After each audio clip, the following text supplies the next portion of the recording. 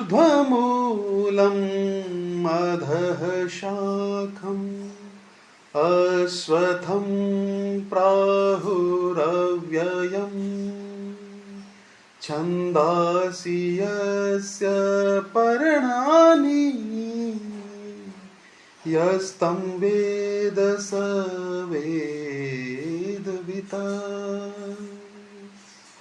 तो भगवान यहाँ पे बड़े सुंदर रूप से बता रहे हैं श्री भगवान उवाच। तो इसको संधि करके श्री भगवान उवाच कर दिया गया है, यानी कि भगवान उवाच का अर्थ होता है कहना। श्री भगवान आप सब जानते हैं, भगवान श्री कृष्ण कह रहे हैं श्री भगवान उवाच। श्री भगवान ने कहा, क्या कहा?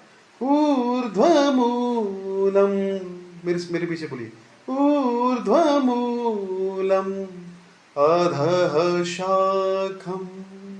ऊर्ध्व, ऊर्ध्व, ऊर्ध्व जैसे हम तिलक लगाते हैं ना, ये क्या है? ऊर्ध्व पुंड्र है। ऊर्ध्व पुंड्र मतलब ऊपर की तरफ तिलक लगाना, है ना, ऊपर की ओर उन्नति।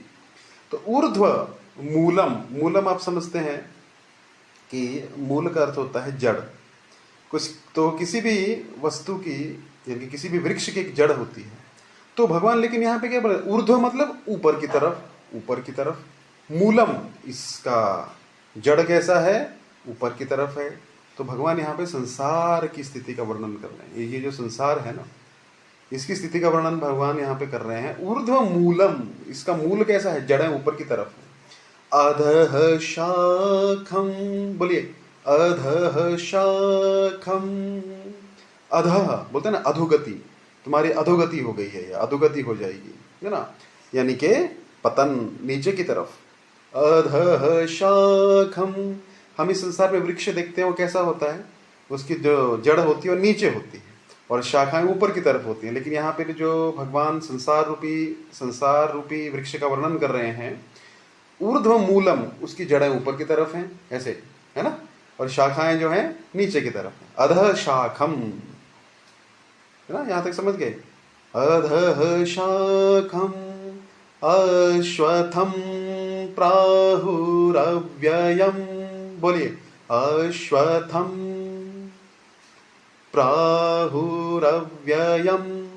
अच्छा, तो ये वृक्ष कौन सा वृक्ष है? जिस प्रकार हमने देखा एक बैनियन ट्री होता है, इंग्लिश में बैनियन बोलते हैं। बरगद का वृक्ष देखा आपने? वट वृक्ष बहुत फैला होता है, उसकी जड़ें जो हैं, है ना, निकली रहती है शाखाओं से।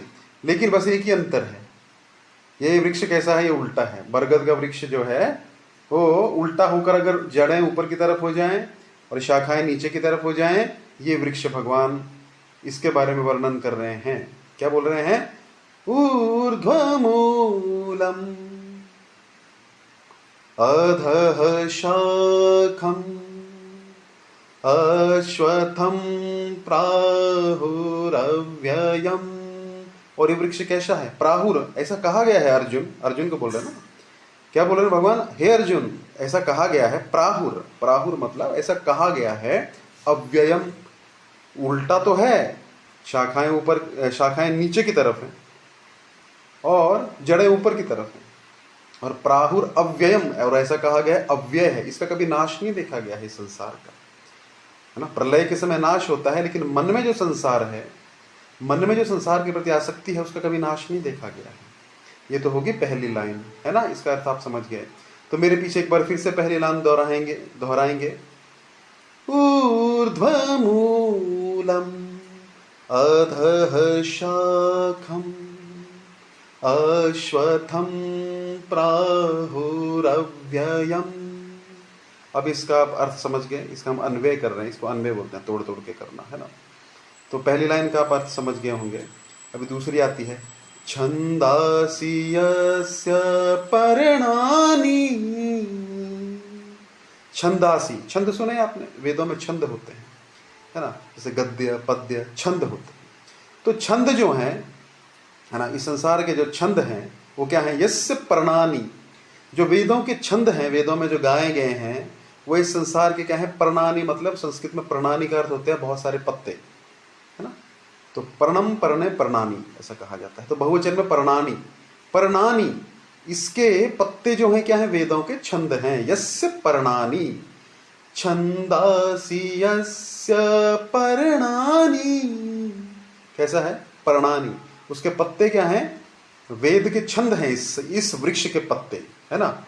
यस्तम वेद स वेदविता, फिर से, है ना।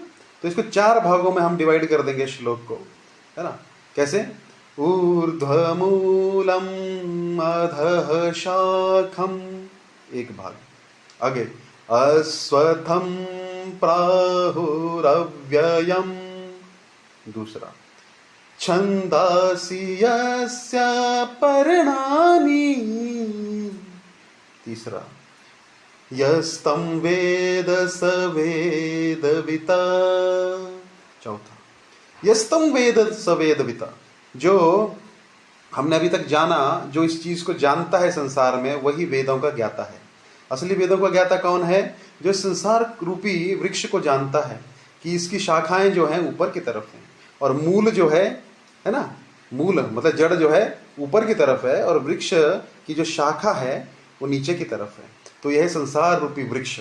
और जो वेदों के जो पत्ते हैं, है ना, इस वृक्ष के, वो कैसे हैं? वेदों के छंद हैं। अभी तक इतना समझ लीजिए, बाकी बाद में आपको अच्छे से समझाएंगे आगे के श्लोकों में कैसे होगा। तो यहाँ पे भगवान क्या वर्णन कर रहे हैं? आप बोल रहे होंगे कि पेड़ तो सीधा होता है संसार में, लेकिन ये संसार रूपी वृक्ष कैसा है? उल्टा है। आध्यात्मिक जगत का उल्टा है ये संसार। तो इस संसार में क्या है कि मान लीजिए आप एक नदी के किनारे गए, वहां पे एक आम का वृक्ष है ना, और आम का वृक्ष आपको उसकी परछाई में कैसे दिखेगा? तालाब में या नदी में उल्टा दिखेगा ना, है ना। ऐसा पे अगर पत्ते ऊपर की तरफ रहेंगे, शाखाएं, तो आपको ऐसा दिखेगा, है ना। जो नीचे का साइड है ऊपर की तरफ दिखेगा, ऊपर का साइड नीचे की तरफ, प्रतिबिंब उसका कैसे दिखेगा? उल्टा दिखेगा। तो उसी प्रकार क्या हो रहा है, संसार में हम सुख की खोज में आए हैं, लेकिन सुख है ही नहीं। अब अगर आप सोचें मुझे आम खाना है उस वृक्ष का, और आप परछाई में आम खाने लगेंगे, तो खा पाएंगे? नहीं खा पाएंगे। तो उसी प्रकार भगवान बोल रहे संसार रूपी वृक्ष उल्टा है। आप जो सुख की कामना कर रहे हैं, सुख के लिए खोज कर रहे हैं, वो उस जगत में है। कहाँ पे? आध्यात्मिक जगत में। और अभी आप यहाँ पे क्या कर रहे हैं? सुख की कामना कर रहे हैं, लेकिन ये उल्टा है। परछाई में कोई आम नहीं खा सकता है, प्रतिबिंब में कोई आम खा सकता है? आम दिख रहे हैं लेकिन वो खा नहीं सकता है। तो भगवान, ये इस अध्याय का नाम है पुरुषोत्तम योग, पुरुषों में उत्तम। धीरे धीरे धीरे मैं सारा एक्सप्लेन करूंगा, लेकिन ये बेसिकली क्या है, ये एक हम उच्चारण भगवत गीता का सीखे, और साथ में अर्थ कैसे तोड़ के अर्थ निकाला जाता है, ताकि आपको किसी भी ट्रांसलेशन अनुवाद देखने की आवश्यकता ना पड़े। तो एक बार हम फिर से बोलेंगे, आप मेरे पीछे दोहराइएगा, है ना। तो आप समझ गए होंगे, ये आध्यात्मिक और संसारिक वृक्ष जो है ये भौतिक वृक्ष है, और आध्यात्मिक जो वृक्ष है भगवान के धाम में है, वहां पे हमको असली सुख या फल प्राप्त होंगे। ओके, तो यहां तक हमने समझा। एक बार फिर से मेरे पीछे बोलेंगे, ऊर्ध्वमूलम अधः शाखम अश्वत्थं प्राहुरव्ययम् छन्दासि यस्य पर्णानि यस्तं वेद स वेदविता। बस ऐसा 5-6 बार बोलेंगे ना, आपको याद हो जाएगा। तो ऐसे अभी मैं प्रतिदिन एक श्लोक लेकर भगवत गीता के 700 श्लोक करने का हम प्रयास करेंगे। तो उस प्रकार हम करेंगे, तो आप इस चैनल को सब्सक्राइब कर लीजिए, और अगर आपको अच्छा लगा तो लाइक करिए। अगर आपको कोई समस्या है, अगर किसी प्रकार का कुछ आपको शंका है, संशय है, तो आप कमेंट करके आप पूछ सकते हैं। बहुत बहुत धन्यवाद। हरे कृष्णा।